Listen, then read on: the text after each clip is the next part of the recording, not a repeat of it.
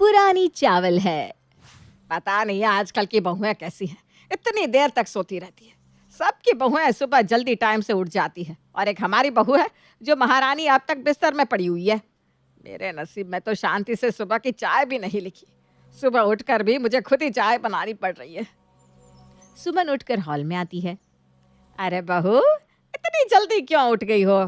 थोड़ी देर और सो जाती। नहीं माँ जी, वो कल रात मेरे सिर में ना बहुत ज़्यादा दर्द हो रहा था, तो मुझे देर रात तक नींद ही नहीं आई, इसलिए आज मैं जल्दी नहीं उठ पाई। अरे रहने दे बहू, मैं सब अच्छे से जानती हूँ। मुझे पता है तूने देर रात तक फोन चलाया होगा, इसीलिए सुबह तेरी आंख नहीं खुली। अरे माँ जी को कैसे पता चल गया? माँ जी, मैं अभी जल्दी से जाकर खाना बना लेती हूँ। हाँ हाँ, अब तो जाएगी ही। अब कोई जवाब जो नहीं है तेरे पास। सुमन सबको खाना परोस देती है और जब सभी खाना खा रहे थे, बहू तुझे कितनी बार कहा है कि सब्जी में जरा तेल कम डाला कर। माँ जी एक तो आपको सब्जी भी टेस्टी चाहिए, ऊपर से मैं सब्जी में तेल भी कम डालूं, भला ऐसे कैसे चलेगा माँ जी? अरे तो सब्जी में तेल डालना था या तेल में सब्जी डालनी थी? हाँ, ये देख, सब्जी तेल में अलग से ही तैर रही है। पापा जी अब आप ही बताइए, क्या मैंने सब्जी में तेल ज़्यादा डाला है? हाँ जी, अब आप ही बताइए। अरे इनका तो फिर से चालू हो गया। अभी ये फिर से मुझे बीच में घसीटेंगी। इससे अच्छा है कि पहले ही मैं यहाँ से निकल लूँ। बेटा अब मैं क्या बताऊँ, तुम दोनों ही देख लो। अरे चलो आ रहा हूँ, जल्दी चलो, हमें लेट हो रहा है बेटा। हाँ हाँ पापा, जल्दी जल्दी चलते हैं, हमें आज वैसे जल्दी पहुंचना है ना। यश, अब तुम ही इन्हें संभाल लेना। हाँ, हम चलते हैं। अरे भैया, आप दोनों इतनी जल्दी कहाँ जा रहे हो? इस मुसीबत से बचकर जा रहे हैं बच्चू। और उसके बाद कमल और यश वहां से अपना बैग उठाकर जल्दी से भागकर बाहर चले जाते हैं। अरे पापा जी, अपना लंच बॉक्स तो लेकर जाइए। नहीं चाहिए बेटा। अरे इन दोनों को क्या हो गया? ये अचानक से भाग क्यों गए? पता नहीं। खैर इन्हें छोड़ो, तुम अब जल्दी से जाकर सारे कपड़े धो दो। 2 दिन से तुमने कपड़े नहीं धोए हैं। माँ जी, मैं सोच रही थी कि मैं सारे कपड़े एक साथ वॉशिंग मशीन में ही धो देती, इसलिए मैंने कपड़े नहीं धोए थे। नहीं नहीं नहीं, वॉशिंग मशीन चलाने की कोई ज़रूरत नहीं है। तुम जाकर हाथ से कपड़े धो। पर माँ जी इतने सारे कपड़े हैं, अगर मैं हाथ से कपड़े धोऊंगी तो मेरे हाथ खराब नहीं हो जाएंगे? क्या तेरा बड़ा सोने का हाथ है जो कपड़े धोने से खराब हो जाएगा? हाँ, आजकल की बहुओं के अलग ही नखरे हैं। अरे एक हमारा जमाना था जो सुबह 5 बजे उठकर इतना काम करते थे, और इन्हें देखिए भाई। सुमन गुस्से में वहां से चली जाती है और हाथ से कपड़े धोने लगती है। ये माँ जी तो ऐसे कह रही हैं जैसे पता ही नहीं इन्होंने कितना काम किया हो। अरे मेरे आने के बाद तो इन्होंने एक पानी का ग्लास तक नहीं उठाया और मुझे शिक्षा दे रही है। उसके बाद सुमन अपना सारा काम खत्म कर लेती है और हॉल में जाकर टीवी चलाकर अपना सीरियल देखने लगती है। तभी वहां पर विमला आ जाती है। अरे बहू ला जरा, मुझे टीवी का रिमोट देते हैं, मुझे अपना सीरियल देखना है। नहीं नहीं माँ जी, मैं आपको अभी रिमोट नहीं दे सकती, मैं अभी ही तो अपना काम खत्म करके आई हूँ। वैसे भी सुबह से काम कर रही थी, आप तो पूरा दिन से टीवी देख रही थी, अब टीवी देखने की बारी मेरी है। अरे नहीं, अभी मुझे टीवी देखना है, जल्दी से इधर रिमोट दे, नहीं तो मेरा वो नागिन वाला सीरियल खत्म हो जाएगा। क्या माँ जी, आप भी कितने बकवास सीरियल देखती हो। नागिन सीरियल देख देख कर ना आप भी बिल्कुल वैसे ही नागिन जैसी हो गई हो। क्या कहा तूने? तू मुझे नागिन कहती है? तुझे तो अभी मैं बताती हूँ। उसके बाद विमला और सुमन का झगड़ा इतना ज्यादा बढ़ जाता है कि क्या बताएं। तब उनकी आवाजें सुनकर यश अपने कमरे से बाहर आता है। माँ, भाभी, आप दोनों ऐसे क्यों लड़ रही हो? आपको पता है ना मैं अपने ऑफिस का काम कर रहा हूँ। अरे बेटा, मेरी कोई गलती नहीं है, यही है। अब देखो, शांति से मुझे मेरा सीरियल भी नहीं देखने दे रही। तू ही समझाना इसे जरा। नहीं देवर जी, मैं तो सुबह से अपना काम कर रही थी, मैंने तो अभी ही टीवी चलाया है और माँ जी पूरे दिन से टीवी देख रही है, ऊपर से दिन भर ना वो नागिन वाला सीरियल ही देखती रहती है। हाँ, तूने अभी मुझे नागिन कहा था, ये भी बता दे। अरे तू भी तो वो अलग अलग जन्म वाले सीरियल देखती रहती है। हाँ, तो मेरे सीरियल तो आपके सीरियल से अच्छी ही है ना। इस जन्म में तो तुझसे ढंग से काम नहीं हो रहा। अरे मेरी फूटी किस्मत है जो मुझे तेरे जैसी बहू मिली। अगले जन्म में पता नहीं किसकी किस्मत खराब निकलेगी। हे भगवान, मुझे बचा लेना। एक जन्म में सजा मिली वही काफी है। माँ जी, वो तो आप शुक्र मनाइए कि आपको मेरे जैसी शरीफ बहू मिली है।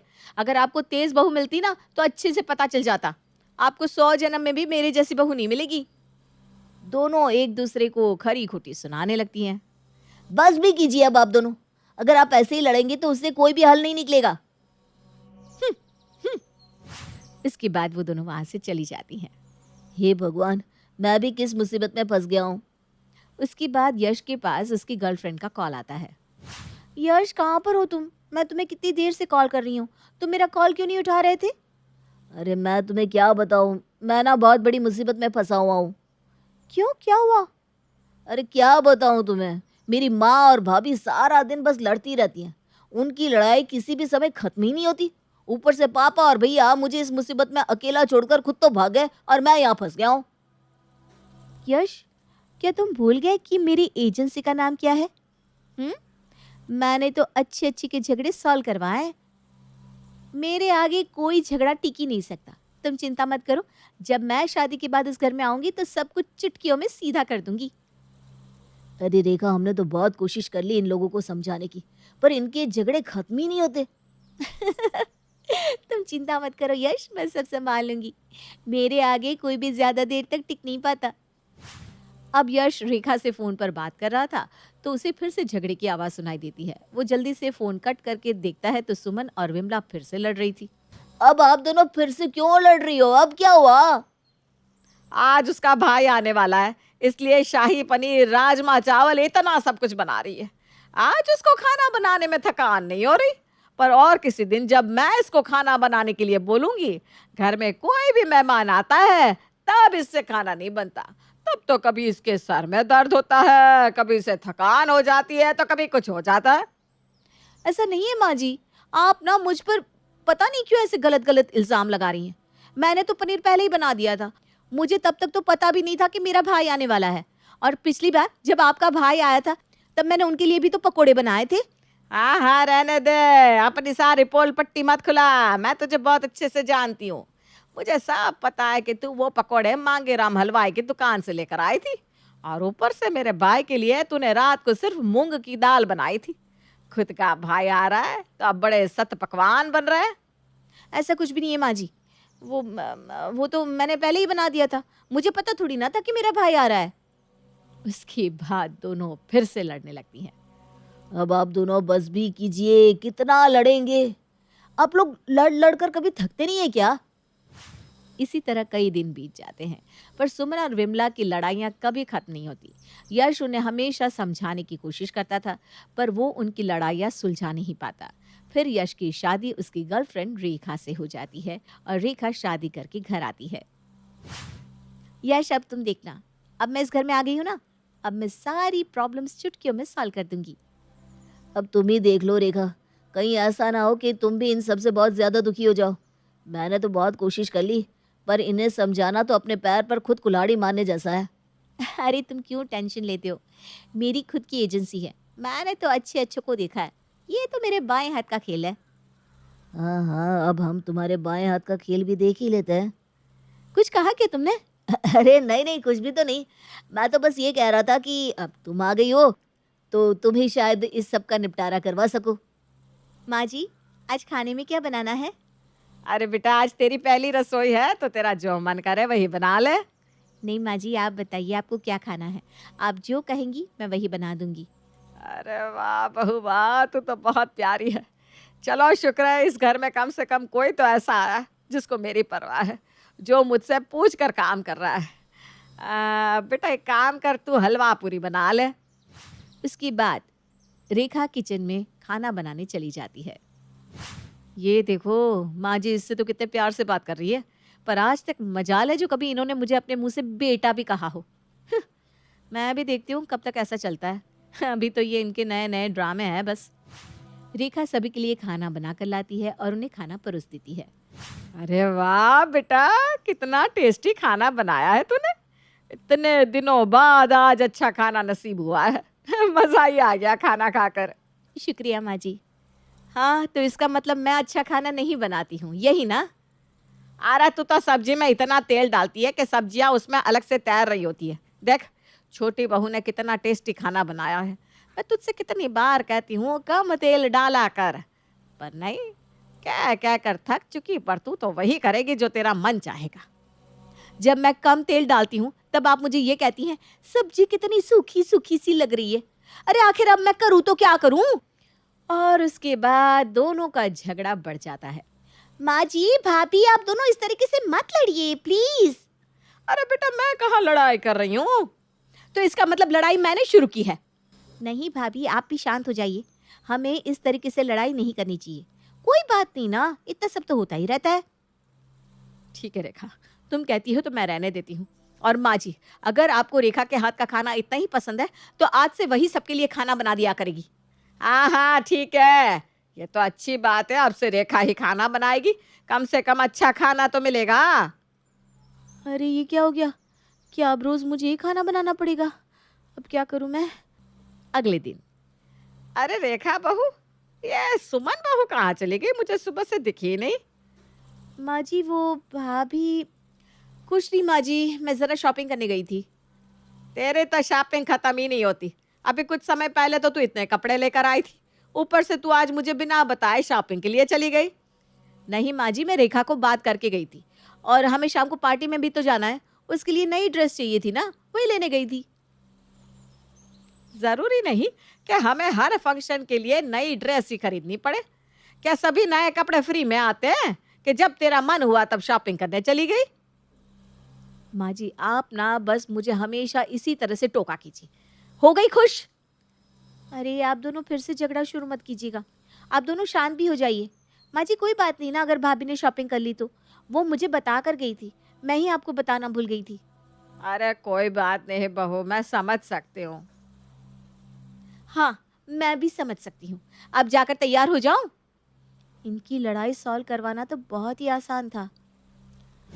और फिर सब अपना काम करने लगते हैं। आज भला घर में इतनी शांति कैसे है? मैंने कहा था ना मैं सब ठीक कर दूंगी, अब बस तुम देखते जाओ। उसके बाद रेखा वॉशिंग मशीन में कपड़े धो रही थी। अरे बेटा, हाथ से कपड़े धोया कर। हाँ, वॉशिंग मशीन में सारे कपड़े खराब हो जाते हैं। जी माँ जी। अब ये कैसी मुसीबत है? भला वॉशिंग मशीन होती किस लिए है? मैं तो रोज रोज हाथ से कपड़े नहीं धो सकती, ऐसे तो मेरे हाथों में दर्द हो जाएगा। माँ जी तो हर छोटी छोटी बात में टोकती रहती हैं। लगता है अब मुझे ही कुछ करना होगा।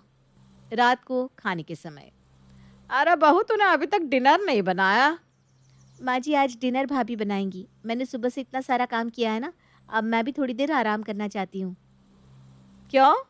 देखा, तुम भी इतनी जल्दी थक गई ना।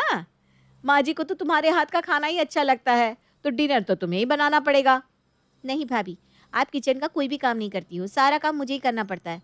इतने दिनों से मैं खाना बना रही हूँ ना, इसलिए आज आप ही खाना बनाइए। नहीं, माँ जी हमेशा मेरे खाने में कमियां निकालती रहती हैं और उन्हें तुम्हारे हाथ का खाना ही अच्छा लगता है, इसलिए खाना तो तुम ही बनाओगी। अरे बहू, तो तुम दोनों मिलकर बना लो ना, कितना लेट हो रहा है। नहीं माँ जी। नहीं माँ जी। तुम दोनों तो एक से बढ़कर एक हो रही हो। अब घर का काम तो करना ही होगा ना, इसमें शिकायत करने की क्या जरूरत है? शोर सुनकर यश वहां पर आता है। माँ भाभी, आप दोनों फिर से लड़ने लगी। रेखा, अब तुम ही समझाओ इन दोनों को। अरे बेटा, आज मैं नहीं, ये दोनों बहुएं आपस में लड़ रही हैं। क्या कहा? रेखा, तुम क्यों लड़ रही हो? तुम तो सब सॉल्व करने वाली थी ना। आप तो चुप ही रहो। अब इससे क्या हो गया? सभी गुस्से में वहां से चले जाते हैं और लास्ट में खाना विमला को बनाना पड़ता है। अगले दिन। चलो अब मेरी सीरियल का टाइम हो गया है, अब मैं आराम से बैठकर अपना सीरियल देखूंगी। अरे ला बहू, मुझे टीवी का रिमोट दे दे, मेरे सीरियल का टाइम है ना, जरा मैं अपना सीरियल देख लूं। अरे अब ये क्या मुसीबत है, मैं शांति से बैठकर अपना सीरियल भी नहीं देख सकती। माँ जी मेरी सीरियल ना इसी समय आती है, सुबह से काम करते करते बहुत ज़्यादा थक गई हूँ, तो मैं भी अब अपना सीरियल देखूंगी। नहीं, अभी तो सीरियल मैं ही देखूंगी, पिछले कई दिनों से मैं अपना सीरियल नहीं देख पाई हूँ। नहीं, तुम दोनों जाकर खाने की तैयारी कर लो, तब तक मैं अपना सीरियल देखती हूँ। नहीं माँ जी, अभी तो मैं ही देखूंगी। और इसी तरह तीनों में झगड़ा बढ़ जाता है। अरे बस भी करो, मुझे शांति से मेरा काम करने दो। वो तीनों यश की कोई बात नहीं सुनती और आपस में ही झगड़ा करती रहती हैं। अब मैं इन तीनों का क्या करूं? हे भगवान, पहले ये दोनों कम थी क्या, जब तीसरी भी शुरू हो गई। रेखा ने तो कहा था कि वो सब ठीक कर देगी, पर वो तो खुद ही इन दोनों से बढ़कर लड़ाई कर रही है। इसके बाद यश अपने कमरे में जाकर अपने बॉस को कॉल करता है। हेलो बॉस, मुझे वर्क फ्रॉम होम नहीं करना है, प्लीज़ अब मुझे भी कंपनी में बुला लीजिए ना। मैं अब घर पर और नहीं रहना चाहता।